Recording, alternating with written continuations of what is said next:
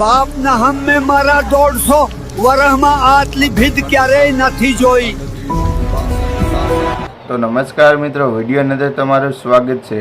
કારણ કે અત્યારે મિત્રો ગિરનારી ઉપર એટલે કે જૂનાગઢની અંદર જે મોટો પર્વત છે મિત્રો, આપણે જૂનાગઢનો પર્વત કહેવાય છે, તો તેને લઈને 100 વર્ષના વૃદ્ધ દાદા એટલે કે જૂનાગઢ ચડી રહ્યા છે.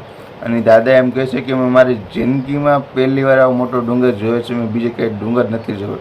અને દાદાની ઉંમર છે 100 એટલે કે 100 વર્ષ પ્લસના એ દાદા છે. અને ખરેખર જૂનાગઢ ચડતા રહે છે અને આખું શરીર મિત્રો સુકાઈ ગયેલું છે ને આખા હાલી માંડ એકતા એવા દાદા છે અને જૂનાગઢ ચડે જાય છે.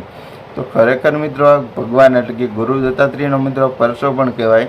અને દાદાના 100 વર્ષ થઈ ગયા છે તો પણ એ દાદા ચડે જાય છે અને ચડી જ ગયા છે. પછી તો ભગવાન જાણે શું થયું દાદાનું. પણ દાદા વિડીયો ઉપર એવું કહી રહ્યા છે કે હું જૂનાગઢનો ડુંગર મોટો ડુંગર આવો મેં કોઈ જોયો નથી, એવું બધું દાદા કહી રહ્યા છે. તો ચાલો એ દાદાનો તમને આખો વિડીયો બતાવી દો મિત્રો. અને એ દાદા હાવ વૃદ્ધ છે એટલે કે હું હાડ પિંજરે રહ્યું છે, બાકી શરીરમાં કાંઈ વસ્તુ બીજું શરીરમાં કાંઈ વસ્તુ છે જ નહીં. કેમ હાલી એકતા ખોટીનો ટેકો લઈ લઈને હાલ્યા ગયા છે. તો મિત્રો ચાલો આખો વિડીયો તમને બતાવવાનો છો, તો તેની પહેલાં વિડીયોને લાઇક કરી દેજો. અને જેટલા પણ લોકો જોવો છો મિત્રો તે કમેન્ટ બોક્સની અંદર જય ગુરુ દત્તાત્રેય લખી દેજો.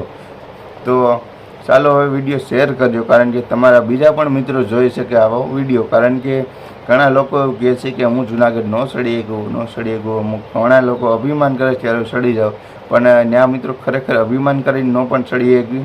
અને ધીમે ધીમે શરૂઆત કરો ચડવાની તો ચડી જ જાય છે.